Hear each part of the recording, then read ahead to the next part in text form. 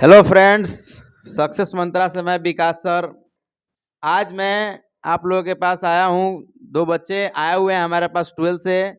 इनका कुछ सवाल है, उनके जवाब को हम लोग सुनेंगे। आइए, क्या नाम है आपका? मेरा नाम चिराग मिश्रा हुआ। चिराग मिश्रा, 12 विद्यार्थी हैं आप? Yes sir. इस साल एग्जाम है? Yes sir. आपका क्या नाम है? उत्सव कुमार तिवारी नाम है। तो इन लोगों का कुछ सवाल है एग्जाम को लेकर के, इसीलिए हम लोग आए हुए हैं। क्या सवाल है आपका मिस्टर चिराग? सर मेरा यही सवाल है कि सर हम लोग मैथमेटिक्स में सर 90% प्लस नंबर कैसे गेन करें, और सर हम लोग का मतलब प्रिपरेशन कैसा हो, यही पूछना है आपसे। सर मैथ का इश्यू तो है ही, उसमें 90 प्लस परसेंटेज कैसे लाएं हम, और कोई किस किस चैप्टर पे हम ज़्यादा फोकस करें, और उसके साथ साथ और भी सब्जेक्ट है जिस पे टाइम मैनेजमेंट नहीं हो पा रहा है, वह उसके साथ साथ भी बता दीजिए कि कैसे टाइम मैनेज करना है। बहुत बहुत धन्यवाद।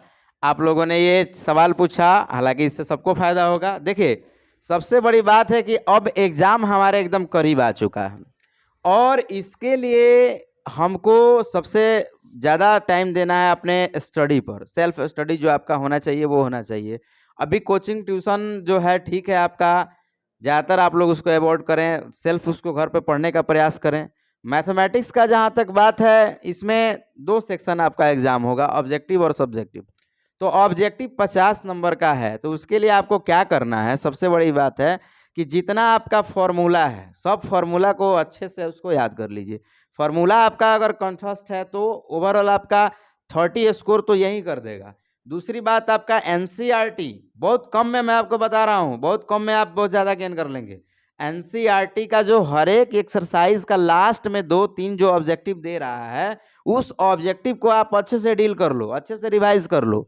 और हमको लगता है कि इसके अलावा आपको विशेष कुछ करने की जरूरत नहीं है। और लास्ट में आपको प्रीवियस ईयर सेट का रिवीजन कर लेना है। आपका 100% जो ऑब्जेक्टिव, आप 50 में 50 स्कोर कर लोगे, कोई दिक्कत नहीं होगा।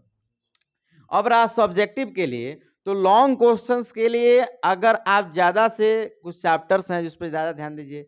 जैसे फर्स्ट ऑफ ऑल तो आपका एलपीपी का ग्राफ है, ये 5 नंबर फिक्स होता है, हर एक साल आना है, तो इस पे आप ध्यान देंगे। उसके अलावा मान लीजिए कि एक इंटीग्रेशन का चैप्टर है 7.11, जो प्रॉपर्टी वाला चैप्टर है, उस पर आप ध्यान दीजिए। उससे एक लॉन्ग क्वेश्चन आपका फिक्स रहता है। उसका एग्जाम्पल को भी देखिए, लॉग साइनस वगैरह जो क्वेश्चन है ये इंपॉर्टेंट होता है। उसके अलावा मान लीजिए कि आप डिफरेंशियल इक्वेशन से भी लॉन्ग क्वेश्चंस 2 क्वेश्चन बनते हैं, एक हेमोजेनियस और लीनियर से 9.5 और 9.6 से, इसको आप देख लेते हैं तो लॉन्ग क्वेश्चन इससे भी आपके 2 क्लियर होने के चांसेस रहते हैं। उसके अलावा आप 3D का एक क्वेश्चन हो सकता है, तो 3D के भी long question, long type question को आप देख सकते हैं। और फिर आप 4.2 जो डिटर्मिनेंट का एक चैप्टर है, उसको भी अगर रिवाइज कर लेते हैं तो ओवरऑल आप, चूंकि ऑप्शनल सवाल रहता है, तो उसमें भी आपका 5 नंबर का क्वेश्चन रहने का चांसेस होता है। तो लॉन्ग क्वेश्चन तो मेरे देखने से कोई बड़ी चीज नहीं है, थोड़ा सा बच्चा अगर केयर कर ले तो उसको उठा सकता है। अब रहा बात कि 2 मार्क्स का जो है, तो उसके लिए आपको मैट्रिक्स डिटरमिनेंट हर चीज का चैप्टर आप पढ़े हैं, तो उसको आप अच्छे से रिवाइज कीजिए। और ओवरऑल और लास्ट में यही विकल्प निकलता है, जितना होता है सेट का प्रैक्टिस कीजिए, यानी जो प्रीवियस ईयर यानी क्वेश्चन बैंक जो आपके पास है उसका अधिक से अधिक आप प्रैक्टिस कीजिए। टाइम मैनेजमेंट बहुत कीजिए, जरूरी है। होता क्या है कि बच्चे बहुत बार एग्जाम में टाइम को कवर नहीं कर पाते हैं, क्वेश्चन आते हुए छूट जाता है, इसलिए उनको टाइमिंग प्रैक्टिस पहले से करना है। आपको जो क्वेश्चन बैंक का प्रीवियस ईयर सेट है उसको उठा करके टाइमिंग देख करके कि भाई उतने टाइम में आप कितना कम कर सकते, कितना अधिक क्वेश्चन बना पाते हैं, कितना सही बनाते हैं। 2-4-5 टाइम प्रैक्टिस जरूरी है। और मेरे ख्याल से अगर 10 साल का प्रीवियस ईयर किसी भी सब्जेक्ट के लिए, अगर आप लोग 10 ईयर्स का प्रीवियस ईयर क्वेश्चंस को अच्छे से रिवीजन कर लेते हैं तो ओवरऑल आपका एग्जाम बहुत बेहतर जाएगा, और आप लगभग सब में 90 प्लस स्कोर कर लीजिएगा।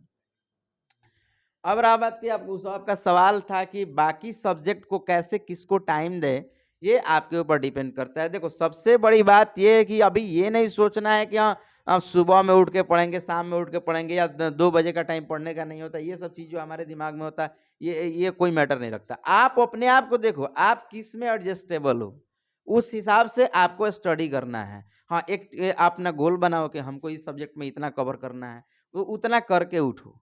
ये नहीं कि हाँ मान लो कि ठीक है करेंगे करेंगे, सोचना नहीं है। आप जैसे फिजिक्स ही है, ठीक है हमको ये चैप्टर क्लियर करना है, तो चाहे 2 बज जाए, चाहे 2 घंटा लग जाए, आप उसको क्लियर कर लो। मेरे हिसाब से, मेरा अपना ये मतलब मत है कि भाई क्लियर करना है तो उसको क्लियर करके ही उठेंगे। तो जैसे आप इस तरह से कीजिएगा ना, तो आप उसको कर पाइएगा, क्योंकि ये हमारा साइकोलॉजी फिट होता है। नहीं तो हम लोग उसको कर नहीं पाएंगे, धीरे धीरे सोचते रह जाएंगे। तो किसी चीज़ को जो है इजी, मतलब ये मत देखिए कि बहुत ज़्यादा बोझ हो गया, कैसे करें कैसे याद करें। आप ज़्यादातर हाँ क्वेश्चन बैंक जरूर देखिए, उससे आपको ये भी आइडिया आएगा कि भाई कौन सा क्वेश्चन इंपॉर्टेंट है, कैसे करना चाहिए। तो ये आपको उसमें बहुत लाभदायक होगा, प्रीवियस ईयर क्वेश्चंस बहुत लाभदायक होगा। इस तरह से आप लोग करेंगे बेहतर रिजल्ट होगा। बाकी एकदम अपने अंदर जो है पॉजिटिविटी रखिए, बेस्ट होगा। बहुत